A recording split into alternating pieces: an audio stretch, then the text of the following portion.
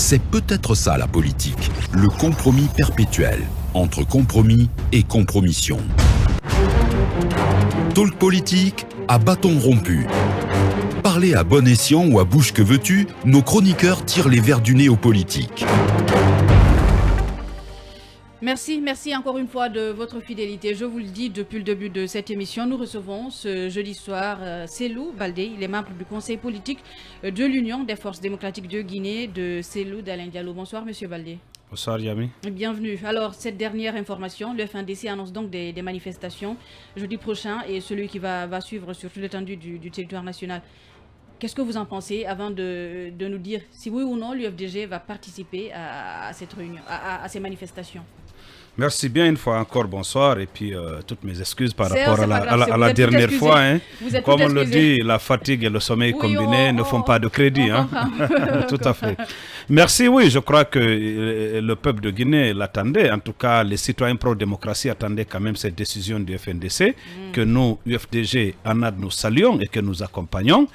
Oui, bien entendu, parce que vous vous souvenez quand même qu'il y a eu une trêve par rapport à la manif qui avait été annoncée le 23, parce qu'il y avait quand même des sages et beaucoup de Guinéens qui voulaient donner une chance à la main tendue du PM, au dialogue, à la concertation, à la stabilité et à la paix. Et donc le FNDC et les acteurs politiques qui accompagnent le FNDC avaient accepté de surseoir à cette manifestation qui était prévue. Mais après, nous avons vu quelle a été la dérive de la junte au pouvoir. On a vu comment les responsables du FNDC ont été traînés par le sol et puis comment ils ont été arrêtés manu militari, conduits à des destinations dans des polices. Et puis après, oui, tout à fait. Mais ça veut dire qu'on ne peut pas faire confiance aujourd'hui à ce gouvernement de la République. On ne peut pas faire confiance à la junte en face de nous. Ce qu'on ne va pas refaire, c'est de suivre l'agenda du CNRD. Vous l'aviez déjà fait. Non, c'est clair. Nous avons suivi leur agenda dans l'espoir que les gens sont de bonne foi, qu'ils vont revenir à des meilleurs sentiments, qu'ils ont le souci d'éviter des sanctions à notre pays, comme ce fut le cas pour le Mali. Le peuple en a pâti. Et donc, nous avons compris qu'il faut que nous suivions notre propre agenda. Nous avons nos objectifs en tant qu'acteurs politiques, acteurs de la société civile, c'est-à-dire les forces vives, nous qui voulons sortir rapidement de cette transition-là avec un chronogramme consensuel pour le retour à l'ordre constitutionnel. Et donc, nous allons avoir nos propres agendas et nous allons les mettre en œuvre. Alpha? Oui, honorable Baldé, est-ce que ce n'est pas aujourd'hui contre-productif d'appeler à des manifestations à un moment où la CEDEAO est au chevet de la Guinée, ou à un moment où le médiateur Thomas Boniaï est arrivé en Guinée, où il va engager justement des démarches en vue de rencontrer tous les acteurs de ce processus-là? Non, contrairement à ce que vous pensez, je crois que ça va davantage booster, ça va aider davantage la CEDEAO et ça va même aider la junte au pouvoir. Oui, bien entendu, les manifestations vont aider davantage la CEDEAO, les avantages vont même aider la junte au pouvoir, c'est-à-dire les gens de la junte qui sont de bonne foi, ceux du gouvernement qui sont de bonne foi, les manifestations viendront aider parce que les manifestations vont contribuer à neutraliser ce qu'on appelle un peu la nébuleuse dans le CNRD et dans le gouvernement. Et bien entendu, à partir du 28 prochain, nous allons organiser les manifestations sur les voies et places publiques jusqu'à ce que la jeune soit dans les dispositions de respecter et de faire respecter l'article 77 de la charte de la transition pour que nous puissions nous asseoir aujourd'hui, bien entendu sous l'égide du médiateur de la CEDEAO, pour que nous puissions ensemble définir un chronogramme consensuel pour éviter d'abord des sanctions à la Guinée, mais pour faire en sorte qu'une transition en tout cas raisonnable soit trouvée à l'issue de ça, pour que nous puissions aller vers la mise en œuvre en tout cas des différents éléments d'un chronogramme, parce que jusqu'à maintenant là, on ne sait rien qui soit en train d'être fait pour nous conduire vers la sortie de cette période transitoire.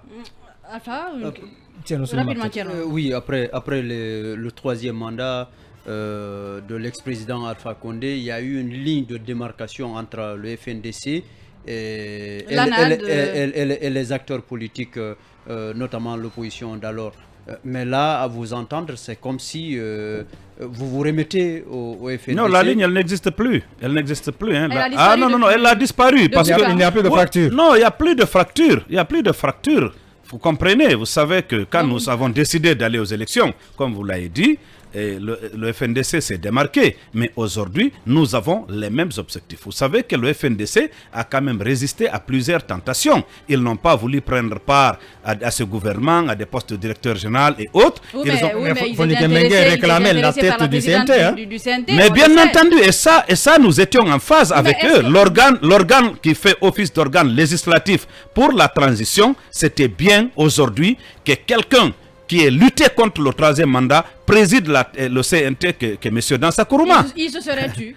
Non, pas du tout, il ne se serait pas tu. Non, pas du tout, il ne se serait pas tu. Nous avons confiance aux leaders du FNDC, il faut le dire clairement. Nous avons confiance à leurs convictions, à leur motivation, à leur noble ambition pour surveiller cette transition. Et aujourd'hui, c'est ce qui fait que les acteurs politiques que nous sommes, nous avons décidé, en tout cas pour ceux qui, à un moment donné, avaient été, il faut le dire, écartés du FNDC ou qui s'étaient écartés et même par rapport à leur conquête du pouvoir, nous avons décidé de nous remettre avec le FNDC pour nous opposer en tout cas à cette dictature qui est en train de naître avec la junte au pouvoir. Cela dit, d'ici jeudi prochain, il y a encore du temps. Si les choses bougeaient, évoluaient suffisamment bien, est-ce qu'il y a un moyen, à votre avis, d'ajourner cette autre manifestation? Vous savez, tel que ça s'est passé la dernière fois. Peut-être que vous avez lu un peu une publication que j'ai faite il y a quelques semaines. Moi, j'avais demandé, quand il y a eu l'arrestation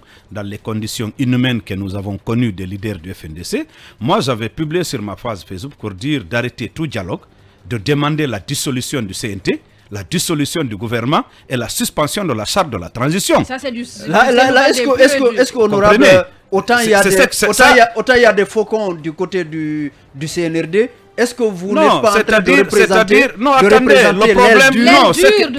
Non, c'est pas une question d'aile dure. C'est que après tout ce qu'on a subi et connu en termes de méthodes dilatoires, de manipulation, de mensonges d'État pendant les 10 ans passés, nous n'allons pas le refaire.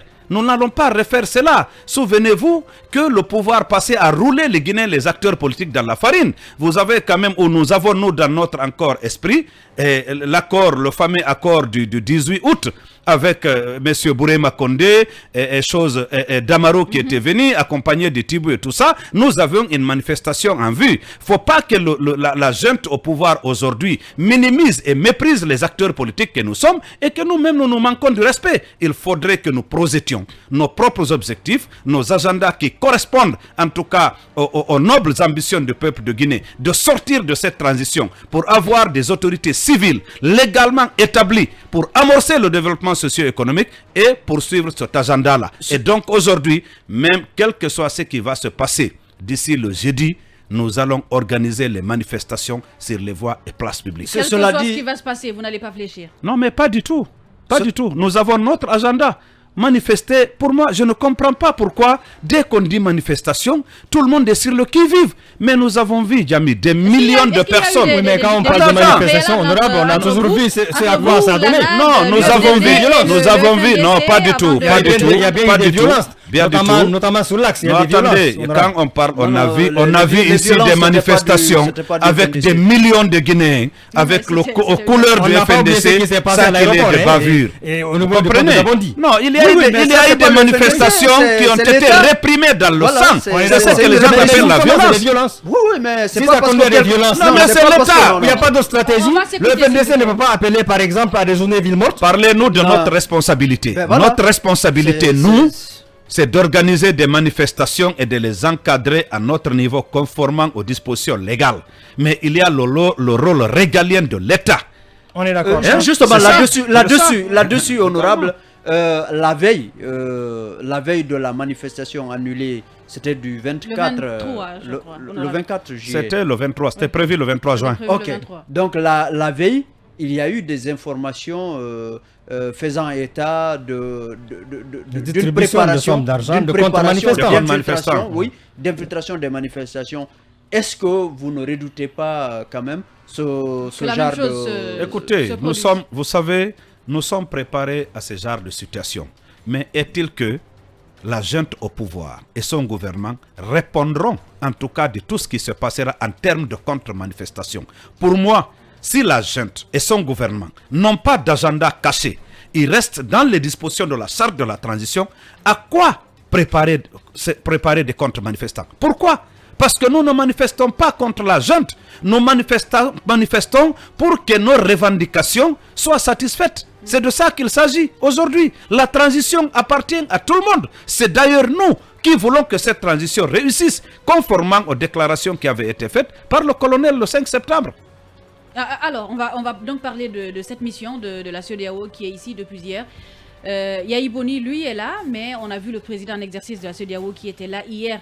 Beaucoup de personnes pensaient qu'il allait vous rencontrer, vous, la classe politique. Est-ce que vous espériez une rencontre avec Oumaro Sissoko Embalo? Et ça n'a pas été le cas, on le sait. Avez-vous été dessus ou...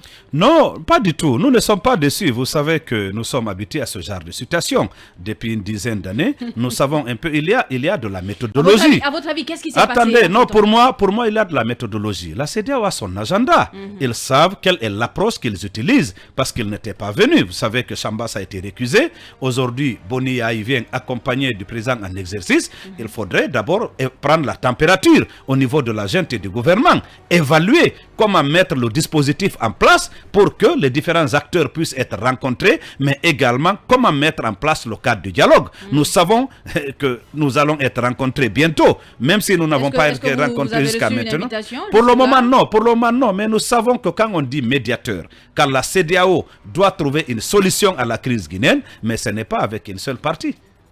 Il y a assez de parties prenantes. Pour moi, c'est une question d'approche, c'est une question de processus qui fait qu'ils ont encore, pour le moment, rencontré le gouvernement et le CNRD, et c'est sûr qu'après qu'ils vont rencontrer les acteurs politiques et sur la société civile. À propos du nouveau médiateur, Yahi Boni. Oui, l'ancien président Yahi Boni, il y en a qui disent qu'il serait proche de certains acteurs politiques de la place. En tout cas, il remplace celui qui était initialement choisi. Est-ce que vous n'avez pas d'appréhension? Est-ce que vous pensez que c'est la personne la mieux indiquée pour pouvoir conduire cette médiation? Justement, pour rebondir sur cela, beaucoup estiment qu'il est facile, c'est quelqu'un de malléable, il n'a pas suffisamment de charisme, excusez-moi peut-être du mot. Est-ce que... À quoi vous vous attendez à l'issue? Vous savez en quoi moi j'ai foi? C'est-à-dire en quoi moi j'ai foi? C'est la capacité de résistance, de résilience et de mobilisation du peuple de Guinée à refuser l'arbitraire et la dictature. Un facilitateur n'est qu'un facilitateur. Il vient pour appuyer un processus. Et je me dis également que la CEDEAO, ces dernières années, a subi tellement de revers, je ne crois pas qu'ils vont quand même se permettre aujourd'hui d'avoir une certaine légèreté par rapport aux feuilles de route, par rapport aux missions qu'ils vont assigner à des médiateurs. Ce n'est pas la personnalité de Boni Yahi qui compte, c'est un peu sa lettre de mission qui compte par rapport à ça. C'est ce que je me dis. La CEDEAO est aujourd'hui obligée de redorer son blason au risque de disparaître. Oui, honorable, il y a la CRIEF, on va en parler. Et Mamadou Sylla, dans l'affaire Air Guinée, a été convoqué hier, placé sous contrôle judiciaire et inculpé. Donc, qu'est-ce que ça vous inspire? Est-ce que finalement le tour de Cellou Dalein, c'est pour quand? Bon, vous savez, avant-hier, qui a décidé de répondre à la conférence de presse, nous étions en train de rigoler pour dire que... de rigoler. Oui, non. Pourquoi on le dit? Par rapport au comportement un peu de la presse. Quand on a... Oui, il faut le dire clairement. C'est-à-dire que la question... Oui, on était en train de rigoler un peu parce que tout ce qui a été dit, on a pu prouver que les convocations n'étaient pas régulières. On a pu prouver que ce n'est pas celui qui a décidé de liquider Air Guinée, ça a été pris en conseil de ministres, c'est le président de la République. Et on a pu encore prouver que la loi applicable, ce n'est pas le code des marchés publics, contrairement aux allégations du procureur, mais que c'est la loi sur la privatisation et le désengagement de l'État. Mais après tout, la question que les journalistes posent, c'est de dire, c'est l'où vient quand? Quand est-ce que Cellou sera là? Oui, mais pour nous le débat est ailleurs. Pour nous le débat, il ne doit pas venir. On parle de droit là, on parle de droit, on ne parle pas que de justice, on parle de droit. Pour nous le débat est ailleurs. Aujourd'hui, la presse que vous êtes, vous devez contribuer à démontrer qu'il y a non, pas des orientations. Je donne mon opinion, je dis ce que je pense. Je dis ce que je pense. C'est ce que vous attendez de la presse. Non, je dis entre autres, pas que ça. Mais je dis que quand il y a des dossiers comme ça, quand nous prenons la peine de faire des points de presse, de démontrer, parce que c'est la loi, ce sont des lois de la République. Quand vous prenez le journal officiel de 2002, de 2001, quand vous prenez la loi sur la privatisation, ça existe. Et vous le savez très bien qu'en matière de droit, la forme commande sur le fond. Et jusqu'à présent, pour nous, Cellou Dalein n'est pas convoqué. Merci à vous, honorable Cellou Baldé, membre du Conseil politique de l'Union des forces démocratiques de Guinée. C'est ainsi donc qu'on referme Talk Politique de ce jeudi. Merci à tous de l'avoir suivi. Restez avec nous tout de suite. C'est Film Soir avec Mamadou Aliou Bangora. Merci à Benjamin et à Ibrahim Assila qui ont assuré la technique.